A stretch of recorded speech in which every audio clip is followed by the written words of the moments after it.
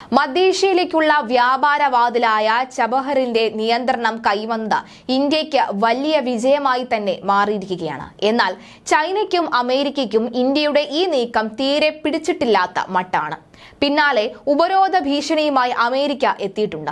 ഇറാനുമായി വ്യാപാര ബന്ധം ആലോചിക്കുന്ന ആർക്കും അമേരിക്കയുടെ ഉപരോധം നേരിടേണ്ടി വരുമെന്നാണ് മുന്നറിയിപ്പ്. വിദേശകാര്യ വകുപ്പ് പ്രിൻസിപ്പൽ ഡെപ്യൂട്ടി വക്താവ് വേദാന്ത പട്ടേലാണ് ഇക്കാര്യം അറിയിച്ചിട്ടുള്ളത്. മെയ് 14 ഇന്ത്യയും ഇറാനും തുറമുഖവുമായി ബന്ധപ്പെട്ട ദീർഘകാല കരാറിൽ ഒപ്പുവെച്ചത്. അടുത്ത 10 വർഷത്തേക്കാണ് കരാറിൽ ഒപ്പുവെച്ചിട്ടുള്ളത്. ആദ്യമായാണ് ഇന്ത്യ വിദേശത്ത് ഒരു തുറമുഖത്തിന്റെ നടത്തിപ്പ് ഏറ്റെടുക്കുന്നത്. കേന്ദ്ര ഷിപ്പിംഗ് മന്ത്രി സർബാനന്ദ സോനോവാൾ ഇറാനിലെത്തിയാണ് കരാറിൽ ഒപ്പിട്ടത്. ഇന്ത്യ പോർട്ട് ഗ്ലോബൽ ലിമിറ്റഡ് ഇറാനിലെ പോർട്ട് ആൻഡ് മാരിടൈം ഓർഗനൈസേഷനുമായാണ് കരാറിൽ ഒപ്പുവെച്ചത്. ഇറാന്റെ റോഡ് നഗര വികസന മന്ത്രിയും പങ്കെടുത്തിട്ടുണ്ടായിരുന്നു. ഈ മേഖലയിലെ രാജ്യങ്ങളെ ചേർന്ന് നിർത്തി ഇന്ത്യക്കെതിരെ സമീപകാലത്ത് പല നീക്കങ്ങളും ചൈന നടത്തിയിരുന്നു. എന്നാൽ ചബഹർ തുറമുഖം ഇന്ത്യയുടെ നിയന്ത്രണത്തിലേക്ക് എത്തുന്നതോടുകൂടി ചൈനയുടെ ഈ നീക്കങ്ങൾക്ക് വലിയ തിരിച്ചടിയാകും. ചൈന ഏറ്റെടുത്ത പാകിസ്ഥാന്റെ ഗ്വാദർ തുറമുഖവുമായി വളരെ അടുത്താണ് ചബഹർ. ഇതും ചൈനയുടെ തലവേദന കൂട്ടിയിട്ടുണ്ട്. ചബഹറിൽ നിന്ന് ഗ്വാർദയിലേക്കുള്ള ദൂരം വെറും 72 കിലോമീറ്റർ മാത്രമാണ്.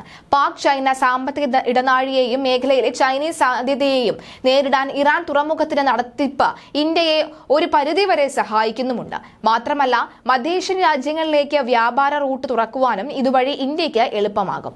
പ്രസിഡന്റ് ഷി ജിൻപിങ്ങിന്റെ ബെൽറ്റ് ആൻഡ് റോഡ് സംരംഭം ചൈന ശക്തമാക്കിയതോടുകൂടിയാണ് ഇന്ത്യയും തങ്ങളുടെ സമീപനത്തിൽ മാറ്റം കൊണ്ടുവരുന്നത്.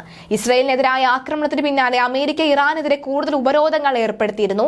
ചബഹർ തുറമുഖത്തിന്റെ നിർമ്മാണം തുടങ്ങിയിട്ട് വർഷങ്ങളോളമായെങ്കിലും അമേരിക്കൻ ഉപരോധവും സാമ്പത്തിക പ്രതിസന്ധികളുമാണ് പദ്ധതി നടപ്പിലാക്കുന്നതിന് കാലതാമസം ഉണ്ടാക്കിയത്. പ്രധാനമന്ത്രി നരേന്ദ്രമോദി 2016 ഇറാൻ സന്ദർശിച്ചപ്പോൾ മുതൽ ചബഹർ തുറമുഖം ചർച്ചകളിൽ ഇടം പിടിച്ചിരുന്നു. പാകിസ്ഥാനിലൂടെ കടക്കാതെ അഫ്ഗാനിസ്ഥാനിലേക്ക് ബന്ധിപ്പിക്കുന്ന മാർഗം എന്ന നിലയ്ക്കും ഇന്ത്യക്ക് അതിപ്രധാനമാണ് ചബഹർ. എന്നാൽ മുൻ പ്രസിഡന്റ് ബുഷിന്റെ കീഴിൽ അമേരിക്കയുമായി ഇന്ത്യയുടെ സൗഹൃദം ഇറാനുമായുള്ള ധാരണയിൽ കാലതാമസമുണ്ടാക്കി. ഇറാഖും ഉത്തര കൊറിയയും പോലെ ഇറാനും തിന്മയുടെ അച്ചുതണ്ടിൽ ഒന്നാണെന്ന് അമേരിക്ക പ്രഖ്യാപിച്ചത് ചബഹാർ പദ്ധതിയിലൂടെയാണ്.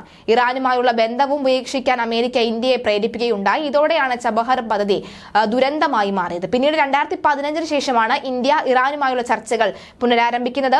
അഷ്റഫ് ഗനിയായിരുന്നു അന്നത്തെ ഇറാൻ ഭരണാധികാരി. 2015 ഏപ്രിൽ അദ്ദേഹത്തിന്റെ ഇന്ത്യൻ സന്ദർശനത്തിൽ പ്രധാനമന്ത്രി നരേന്ദ്രമോദിയുമായി തുറമുഖം സംബന്ധിച്ച ധാരണ വീണ്ടും ഉണ്ടാക്കി. ചബഹാർ പദ്ധതി യാഥാർത്ഥ്യമാക്കാനും അഫ്ഗാനിസ്ഥാനിലേക്കും മധ്യേഷ്യയിലേക്കുമുള്ള ഇടനാഴി തുറക്കാൻ ചേർന്നു പ്രവർത്തിക്കാമെന്ന ഉറപ്പ് അന്ന് മോദി നൽകിയിരുന്നു. മലയാളി വാർത്ത plus, like, share and subscribe.